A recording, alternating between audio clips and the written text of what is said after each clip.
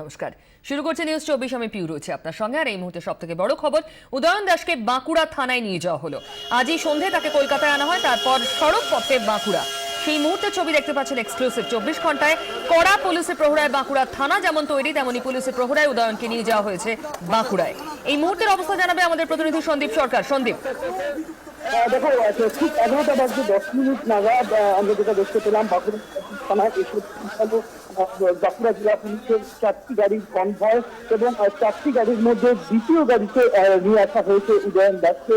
এবং উদয়ন এই মুহূর্তে বাঁকুড়া সদর থানার লাহাতে তাকে নিয়ে যাওয়া হয়েছে।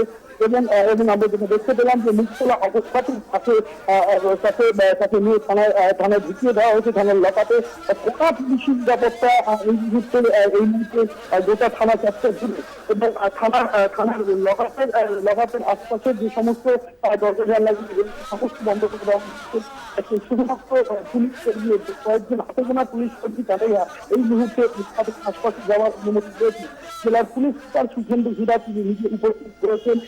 একপ্রস্তুত জিজ্ঞাসাবাদের সম্ভাবনা রয়েছে রাতে, কেননা হাতে সময় অল্প। আগামীকাল সকালবেলায় আদালতে পেশ করা হবে উদয়ন দাসকে। তার আগে বেশ কিছু প্রশ্নের উত্তর জেলা পুলিশের কর্তারা তারা থেকে পেশ করেছে, ফলে তাকে বিন্দুমাত্র বিশ্রামের সময় দেওয়া হবে না। এবং আজকে রাত্রে টানা জেলা থেকে চলবে এমন জেলা পুলিশের শীর্ষ স্তর থেকে জানিয়ে দেওয়া হয়েছে।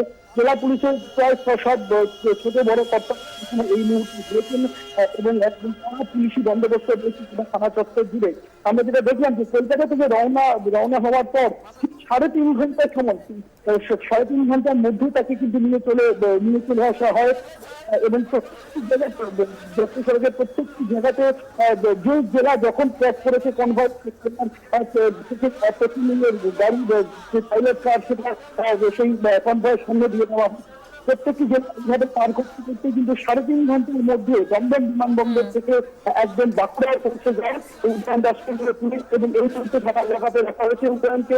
এবং এই মুহূর্তে আমরা যেটা দেখতে পাচ্ছি, উদয়ন দাসের নিরাপত্তার জন্য ফাঁকা পাচ্ছে সম্পূর্ণ খালি করে দেওয়া হচ্ছে। অন্য যারা আসামিরা আজকে এলাকাতে ছিলেন তাদের সবাইকে অন্য থানায়, আশপাশের থানাগুলিতে স্থানান্তরিত করে দেওয়া হয়েছে। কাউকে পুলিশ লাইনের ভেতরে, বাকিদের অন্য থানায় স্থানান্তরিত করা হয়েছে। এই মুহূর্তে লকআপে আসামি বলতে একমাত্র উদয়ন দাস এবং রাজঘাট, তাকে এখানেই রাখা হচ্ছে, যেটা আমরা জেলা পুলিশ সূত্রে জানতে পেরেছি। তাকে নিজেদের হেফাজতে আগামীকাল আদালতে আবেদন জানাবে পুলিশ এবং 8 দিনের পুলিশ কাস্টাডি তার জন্য চাওয়া হচ্ছে। সন্দীপ, ধন্যবাদ। আজ রাতভর এই বাঁকুড়া থানাতেই থাকবে উদয়ন, আর কাল তাকে আদালতে পেয়ে